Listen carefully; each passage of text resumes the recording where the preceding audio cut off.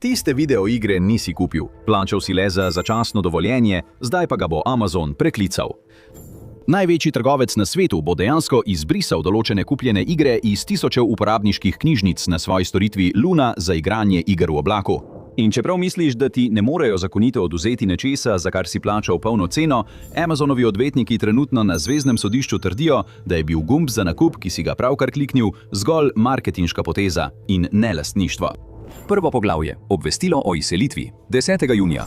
10. junija 2026 bodo uporabniki Amazon Luna prejeli e-pošto, ki je noben igralec noče videti. Storitev igranja iger v oblaku, ki so jo uporabljali za upravljanje knjižnice, za katero so mislili, da je njihova last, se spreminja. In te spremembe bodo dejansko povzročile, da bo velik del te knjižnice izginil. Storitev sama bo še vedno obstajala, vendar tisti del, zaradi katerega se je zdelo, da si lastiš igre, tega dela ne bo več. V začetku aprila 2026 je Amazon Luna popolnoma prenehal prodajati posamezne igre prek svoje platforme. Trgovina se je zaprla, kar je čez noč končalo neposredne nakupe. To pomeni, da se vsemu, kar so uporabniki kupili predtem, zdaj izteka čas. Ko pa pride junijski rok, bo dostop do teh iger zavedno odvzet. Brez knjižnice, brez dostopa, preprosto izgubljeno. Igralci so pritisnili gumb, na katerem je pisalo "Kupi" in za vsako od teh transakcij plačali pravi denar, včasih celo $60 do $70 za naslov. In uradno stališče Amazona, jasno zapisano na njihovi podporni strani, je, da niso upravičeni do niti enega centa povračila. Primerjajte to s tem, kar se je zgodilo, ko je Google zaprl Stadia. Google, podjetje, ki ni ravno znano po svoji radodarnosti do potrošnikov, je izdal celotna povračila za vsako igro kupljeno na njihovi zdaj že ukinjeni storitvi igranja v oblaku. Amazon je pogledal ta precedens, preučili so ga. Njihove pravne ekipe so to pregledale in sprejele drugačno odločitev. Njihova storitev Luna ukinja nekaj, kar se imenuje Bring Your Own Library, funkcijo, ki uporabnikom omogoča povezavo njihovih obstoječih knjižnic iger iz GOG, EA in Ubisoft ter igranje preko Amazonove infrastrukture v oblaku. To se izklopi 3. junija, teden dni pred zadnjim izbrisom iger tretjih ponudnikov. Kar zadeva vse te shranjene podatke, stotine ur napredka vloženih v te digitalne farme in svetove, bo Amazon omogočil prenose še 90 dni po 10. juniju. Potem, septembra, bodo te datoteke trajno izbrisane z Amazonovih strežnikov, brez podaljšanj, brez izjem. Na podporni strani Amazona je zapisano, da bi morali svoje shranjene podatke prenesti čim prej in preveriti združljivost z želeno platformo. Seveda ne morejo zagotoviti, da bo delovalo na drugih igralnih storitvah. Vaš denar je šel, vaše igre ne ostanejo tam, kjer ste jih kupili in vaš napredek se morda bo, morda pa tudi ne bo prenesel.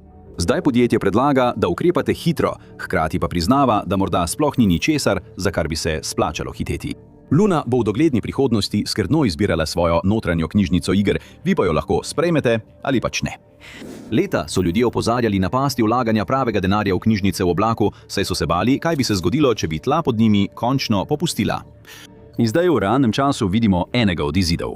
To je digitalni ekvivalent obvestila o izselitvi, vaše stvari so postavljene na pločnik in če jih ne poberete, v 90 dneh jih bo Amazon z veseljem preprosto vrgel v smeti.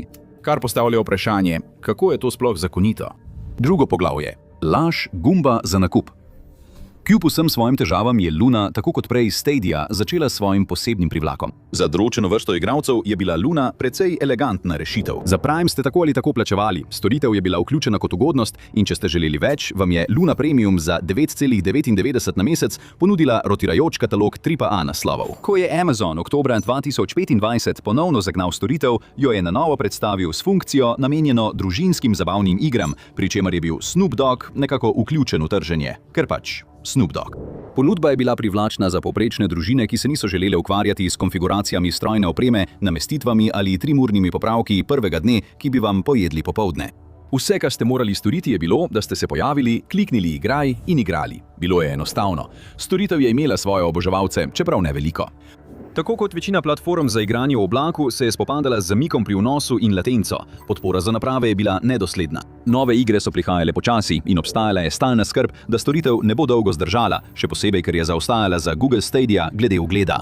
Vendar pa je možnost integracije knjižnic tretjih oseb dala prilagodljivost.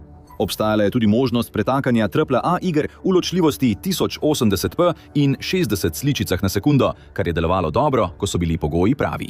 In možnost, da se takoj podaš v naslove Ubisoft brez prenosov, omejitev shrambe ali težav z zaganjalnikom, je bila resnično privlačna zamisel. Po zadnji napovedi so tudi redki zvesti oboževalci Lune že začeli spreminjati svoje mnenje. No, vse, kar igram na Luni, so plačljivi naslovi, je rekel eden razočarano. Mislim, da sem končal z Luno. Odgovor Amazona je bil klasičen korporativni odziv. V zameno so ponudili brezplačno naročnino na Luna Premium, ki je seveda uporabnike zaklenila v ekosistem Lune.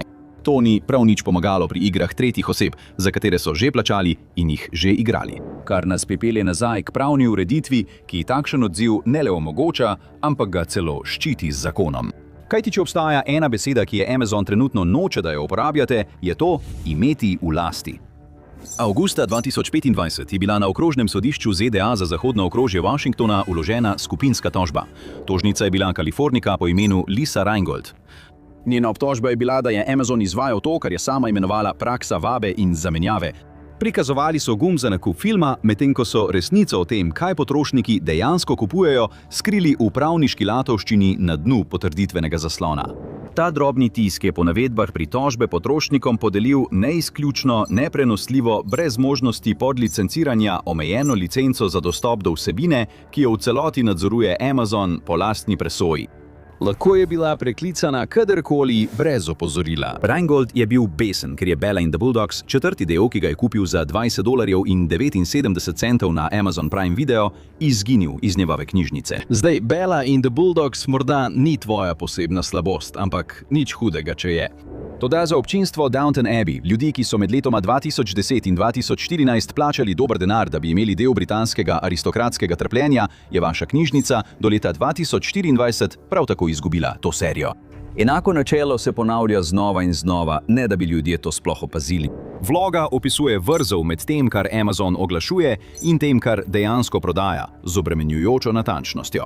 Potrošnik nikoli pred nakupom ni v jasnem, preprostem jeziku obveščen, da kupuje le licenco, ki jo je mogoče kadarkoli preklicati.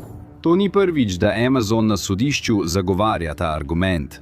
Leta 2021 je bila vložena podobna skupinska tožba, v kateri je bilo navedeno, da je Amazon zavajal potrošnike s tem, ko je prikazoval, da prodaja digitalno vsebino, v resnici pa jo je le licenciral. Obramba podjetja je bila izjemna. Amazon je trdil, da beseda buy ne pomeni trajne lastnine in se je neposredno skliceval na slovar Webster, kjer so njihovi odvetniki vztrajali, da to preprosto pomeni pravico do uporabe njihovih storitev ob plačilu. Tožniki so nasprotovali, da razumen potrošnik razume, da ko klikne kupi, stvar tudi dejansko postane njegova, razen če jo vrne ali se je kako drugače znebi. Neto so dodali, da so v resnici prejeli le omejeno licenco, ki jo lahko Amazon kadarkoli iz kakršnegakoli razloga prekliče. Sodišče je zavrnilo, da bi primer v celoti zavrglo in odločilo, da je verjetno, da bi lahko beseda buy razumno stranko bistveno zavedla. Amazon se je na to odločitev preprosto požvižgal in gumb pustil točno tam, kjer je bil. Nato je Kalifornija spremenila pravila igre. Zakonodajni predlog 2426 je začel veljati 1. januarja 2025. V pravnem smislu je to enakovredno temu, kot da bi prodajalce kačjega olja prisilili, da na steklenico z velikostjo pisave 40 jasno napišejo: to ni zdravilo, tako da tega ne bi mogel spregledati noben razumen človek. Zakon podjetjem prepoveduje, da digitalne transakcije oglašujejo kot nakup ali uporabljajo besede kot je kupi, razen če velja ena od dveh stvari.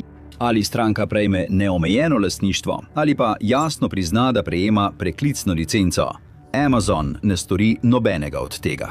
Tožba prav tako izpostavlja poseben scenarij, ki zveni kot miselni eksperiment, vendar je popolnoma resničen. Recimo, da ste na Amazonu plačali $40 za Barbie in Oppenheimerja Barbenheimer, dvojni program, kulturni dogodek leta 2023. Nekega jutra se zbudite. Amazon izgubi licenčni dogovor in vaš Barbenheimer vikend preprosto izgine. Sodišče je v svojih besedah priznalo, da bi se potrošnik v takšni situaciji lahko počutil nekoliko užaljenega ali pa bi popolnoma znorel. Sodišče je v pravnem dokumentu o pretočni licenci uporabilo besedo nuklearen. Tako absurdno je to postalo. Amazon stavi na to, da niste prebrali 11. strani njihovih pogojev uporabe, stavi na to, da nimate odvetnika. In leta so imeli prav. Tretje poglavje. Bilijonski umik. Da bi razumeli, zakaj Amazon to počne, moramo pojasniti, kdo sploh je Amazon, ko gre za igre. Industrija videoiger je vredna $187 milijard in leta 2012 se je Amazon odločil, da si želi svoj kos pogače. Leta 2014 so kupili Twitch za skoraj $1 milijardo. Kar pametna poteza. Leta 2016 so napovedali 3 velike AAA igre, kar ambiciozno, in potem je bila ena izmed njih, Breakaway, leta 2018 odpovedana. Nato je še ena igra, imenovana Crucible, izšla leta 2020 po 6 letih razvoja in ocenjeni investiciji v višini $80 milijonov. Sprejeta je bila tako katastrofalno slabo, da je Amazon ni le ukinil, ampak jo je celo umaknil iz prodaje. Igra je bila na voljo le 41 dni. Brezplačna preizkusna različica naključne aplikacije za meditacijo traja dlje kot Amazonova paradna igra vredna $80 milijonov. Ekipa Crucible je bila preusmerjena na drug naslov v razvoju, imenovan New World, ki je bil izdan leta 2021 in je ob izidu dosegel skoraj 1 milijon sočasnih igralcev, nato pa jih je začela takoj izgubljati, ko so se napake začele kopičiti. Ekonomijo v igri so uničile zlorabe igralcev, zato je moral Amazon popolnoma onemogočiti prenose zlata, da bi ustavil izgube. En popravek je po nesreči naredil eno orožje tako premočno, da so ga morali globalno onemogočiti. Drug popravek je omogočil podvajanje zlata. Prav tako je imel težave z obvladovanjem števila sočasnih igralcev na dan izida in trajalo je 2 dni, da so njihove strežnike spravili na ustrezno raven in zmanjšali čakalne dobe. To je podjetje, ki upravlja oblačno infrastrukturo za pomemben del celotnega interneta. Do oktobra 2025 je prišel račun za vse napake. Amazon je odpustil 14.000 zaposlenih po celotnem podjetju. Oddelek za igre je prevzel nesorazmerno velik delež. Studiji so bili zaprti. Njihov MMO iz sveta gospodarja prstanov je bil napovedan leta 2019, preklican leta 2021, oživljen leta 2023, nato pa so o njem tiho prenehali govoriti. In Amazon Luna, platforma, ki naj bi vse povezala, se je umaknila. K najmanj tvegani možnosti, skrbno izbrani naročniški knjižnici. Ni bilo več posameznih nakupov, nobenih trgovin tretjih oseb, samo nadzorovan katalog. Da, Luna se razvija. Amazon vam bo z veseljem vzel 9,99 na mesec za Luna Premium. Samo ničesar več ne boste mogli kupiti, povezati ali imeti v lasti. Dobili boste tiste igre, ki jih bo Amazon odločil vključiti v katalog, in to za toliko časa, kolikor se bodo odločili, da jih tam obdržijo. Amazon misli, da s tem bolje služi igralcem, ampak igralci so pametnejši od tega.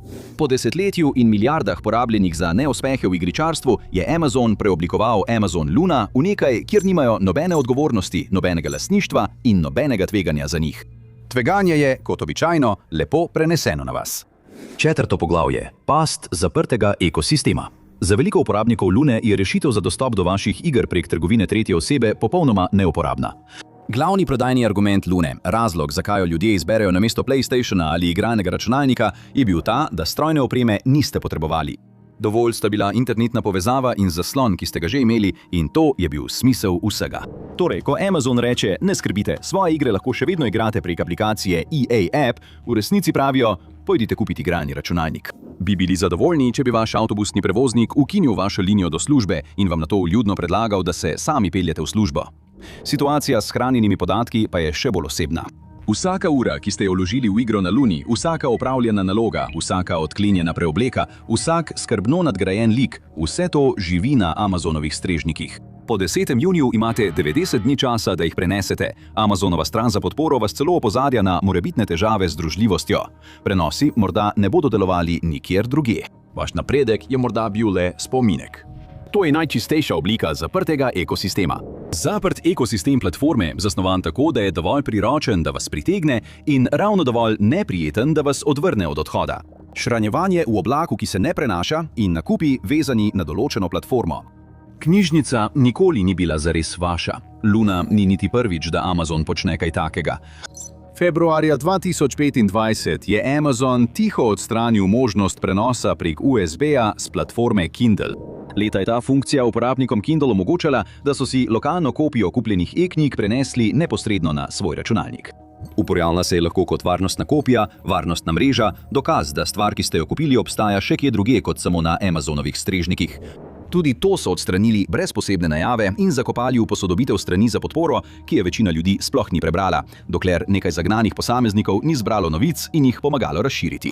Uradna razlaga Amazona je bila, da je šlo za funkcijo, ki je ni uporabljalo veliko ljudi, tisti, ki pa so jo uporabljali za piratstvo e-knjig, kar je res izjemna interpretacija.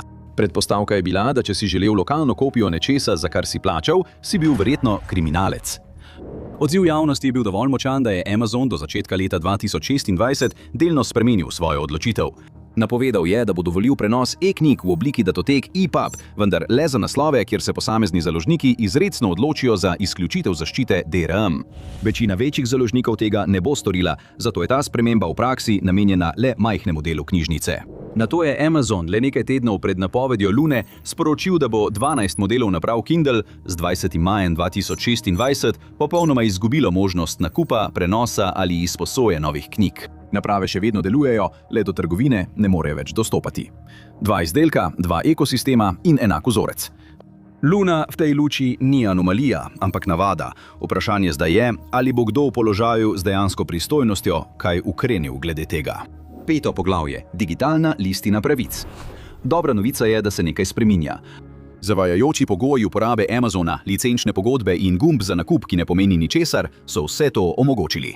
In ta sistem se sooča z najbolj usklajenim pravnim in zakonodajnim izzivom, kar jih je kdaj doživel. In vse se je začelo z igro imenovano The Crew. Marca 2024 je Ubisoft ugasnil strežnike za The Crew, dirkaško igro izdano leta 2014.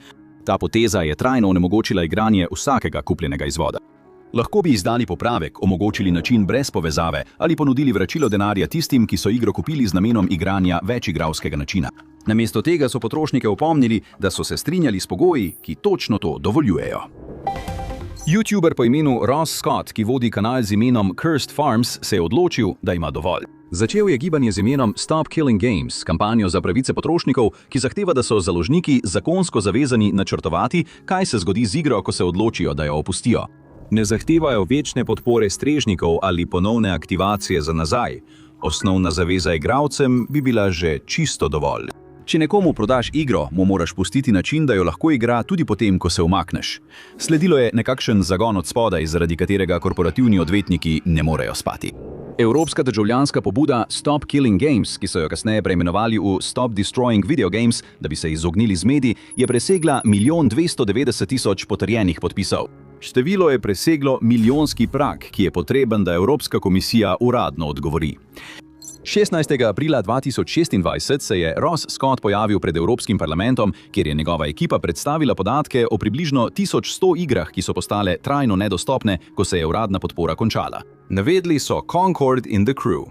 Zaslišanje je bilo po vseh ocenah izjemno. Evropski parlament je izrazil podporo pobudi. Predstavnik Evropske komisije je bil, po besedah enega od organizatorjev, precej pozitiven. Eden od svetovalcev je trdil, da igre, razvite pred 20 leti, še vedno tehnično delujejo, kar pomeni, da ni tehničnega razloga, da bi potrošniki izgubljali dostop do izdelkov, za katere so plačali, temveč le pravni razlog. Zagon se zdaj širi tudi izven Bruslja. Stop Killing Games je zdaj ustanovil nevladne organizacije tako v Evropski uniji kot v Združenih državah Amerike. Svetuje tudi kalifornijskim zakonodajalcem. V dialog je z britanskim ministrstvom za kulturo, medije in šport. Ross Scott je v začetku leta 2026, ko je govoril o stanju gibanja, menil, da zmaga ni izven dosega. Po vseh pomembnih merilih je to največji organizirani upor potrošnikov proti digitalnim licenčnim praksam v zgodovini interneta. V Združenih državah Amerike je kalifornijski zakon AB 2426, ki je zdaj v veljavi, že pravna podlaga za tožbo Lise Reingold proti Amazonu. Če bo ta primer obstal, če bo prišel na sojenje in uspel, ne bo vplival le na nakupe filmov na Prime Video. Postavil bo precedens, ki bo preoblikoval način, kako vsaka digitalna trgovina v Ameriki označuje in trži svoje izdelke. Amazon pa nadaljuje po načrtih. Tukaj je prikazana posebna vrsta korporativne samozavesti. To je samozavest subjekta, ki je prebral lastne pogoje uporabe, potrdil, da piše to, kar mora pisati, in ugotovil, da se zakon, vsaj za zdaj, s tem strinja. Rok 10. junija je stalen, tega ne bodo spremenili. Politika vračila je stroga, tudi rok glede shranjenih podatkov je določen. Toda pravna ekipa Amazona morda ni v celoti upoštevala naraščajočega javnega mnenja. Ko se to spremeni v zakonodajo, se ta običajno premika hitreje kot korporativna strategija. AB 2426 pred 2 letoma ni obstajal. Prav tako peticija Stop Killing Games EU pred 2 letoma ni imela milijona podpisov. Ross Scott pred 2 letoma ni stal pred Evropskim parlamentom. Bistvo zgodbe je hitrost te spremembe. Točen trenutek, ko je dovolj ljudi razumelo, kaj digitalna lastnina dejansko pomeni in se odločilo, da tega ne bodo več prenašali. In Amazon? Od aprila 2026 je bilo ukinjenih 14.000 delovnih mest. Lunina knjižnica, kupljenih vsebin je bila izbrisana. Stotine milijonov naročnikov Prime so izgubile ugodnosti Riot Games, kolektivne tožbe pa so se kopičile na zveznem sodišču. Kljub temu je uradno sporočilo ostalo nespremenjeno. Te odločitve so sprejete zato, da bi bolje služili svojim igralcem. Če se Amazon s tem izmuzne, potem ima vsaka digitalna trgovina na svetu svoj odgovor. Gumb kupi lahko mirno ostane. Odgovornost se nikoli ne bo uresničila, potrošniki pa bodo vsakič znova prevzeli izgubo. Vsaka shranjena igra, vsak dolar, ki ste ga porabili za izdelek, za katerega ste verjeli, da ga imate v lasti, vse to zdaj temelji na isti pravni podlagi, ki jo Amazon trenutno uporablja za upravičevanje odvzema vaših stvari. Povedali so nam, naj žalujemo za izgubo naših polic s fizičnimi mediji, naših knjižnic, diskov in kartuš, za stvarmi, ki so nam resnično pripadale, ker smo jih kupili nepreklicno. Danes obstaja le še licenca in biljonsko podjetje na zveznem sodišču, ki trdi, da ste to ves čas vedeli. Toda izguba lastništva ni edini način, kako industrija odtujuje svoje igralce. To se dogaja tudi pri načinu izdelave iger, kjer odločitve vse bolj narekuje učinkovitost namesto mojstrske izdelave. Izvedite resnično zgodbo v videu Ubisoft Bet on AI Slop, zdaj so uničeni.